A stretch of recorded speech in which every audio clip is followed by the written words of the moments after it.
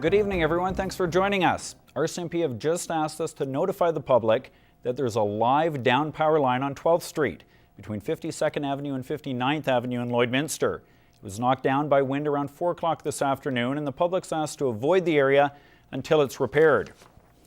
A 59-year-old man from Cutknife is dead after the tanker truck he was driving lost control and crashed into a ditch. The accident happened Saturday morning around 6 o'clock. It took place near Neilburg on Highway 675. The truck was carrying chemicals which leaked in the crash. The driver was found dead lying in the vapors at the scene. RCMP have not released the man's identity. The highway is, however, now reopened and safe to the public, but the RCMP say their investigation is still ongoing. This weekend, residents of Lloydminster gathered on 2 separate occasions, throwing their support behind brain tumor research as they took part in the 3rd annual Spring Sprint campaign.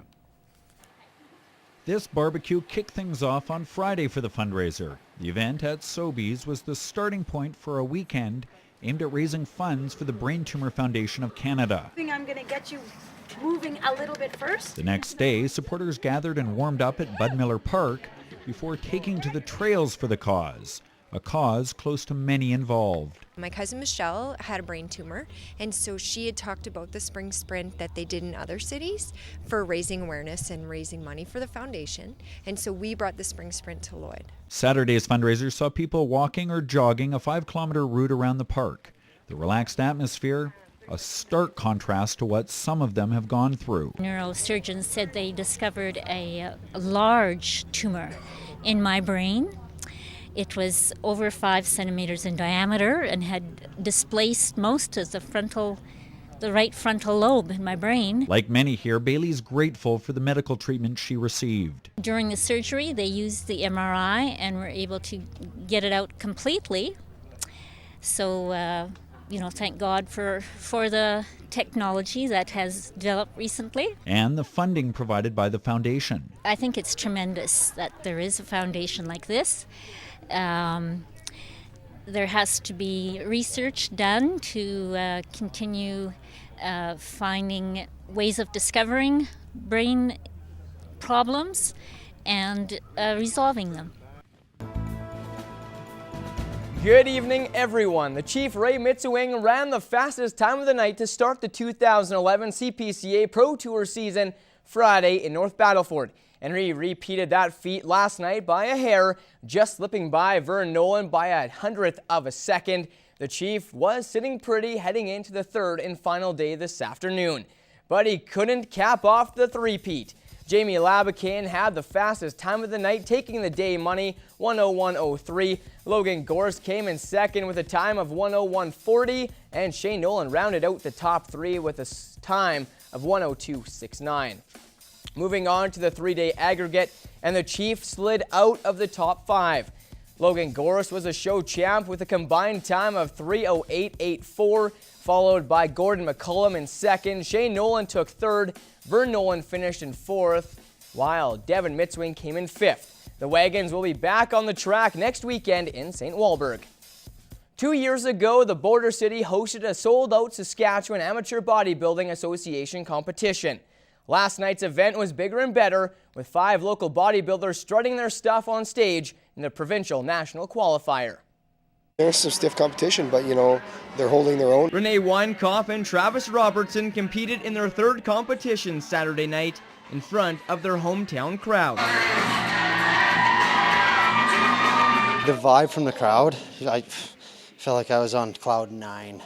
I don't think there's an alcohol or a drug that can make me feel the way I was out there. I can just feel the passion from Lloydminster rooting for me, no matter if I took 1st or last. When you can perform in your hometown, it makes a world of difference. Like even going to Calgary last year was good because I had people come and watch, but to come here and have the level of support that this community does for events like this, it's awesome.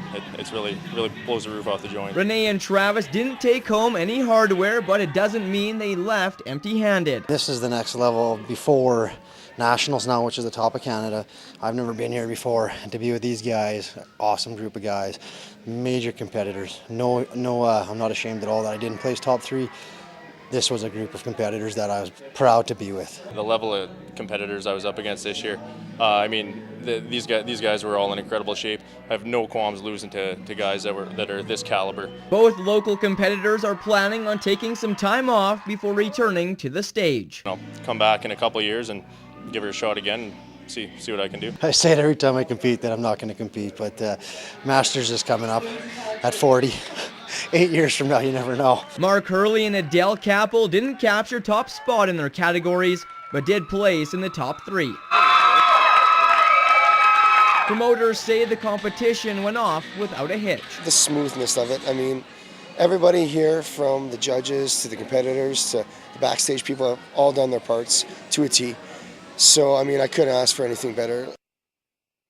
Hundreds of golfers tried their luck this week for a chance to shoot for $1 million this afternoon. Been a great week. We've had lots of people out, and we're going to have approximately 60 shooters today, and each person is going to get a chance to win the $1 million. Golfers are trying to keep their emotions in check when it was their turn to hit. There it is. For my first attempt, a little nervous. You always get a little bit nervous, but I hit a few good shots. I think I got one on the green there, so we'll see how it turns out. I'd try to aim right at the flag, take a nice easy swing at it, and hopefully the ball lands in the right spot. Nobody has ever won the $1 million in 9 years, but organizers were hoping to see someone do it this time around. That cup from 160 yards is not the easiest thing in the world, but it can be done. And that man that was just on your screen, he was the one.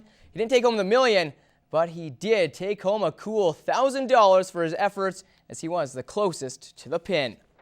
All right, shifting to lacrosse, and the Lloydminster-Kit Scotty collaboration seems to be working in the Rocky Mountain Lacrosse League, heading into last night's game with the Westlock.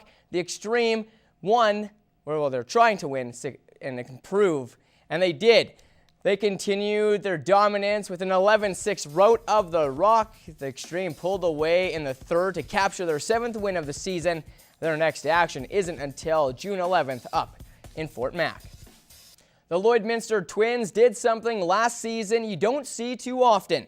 The Twinkies went undefeated on their way back-to-back NSRBL championships, and the Twins picked up where they left off, slipping by their border city rivals, the Jays, 7-3 in their season opener.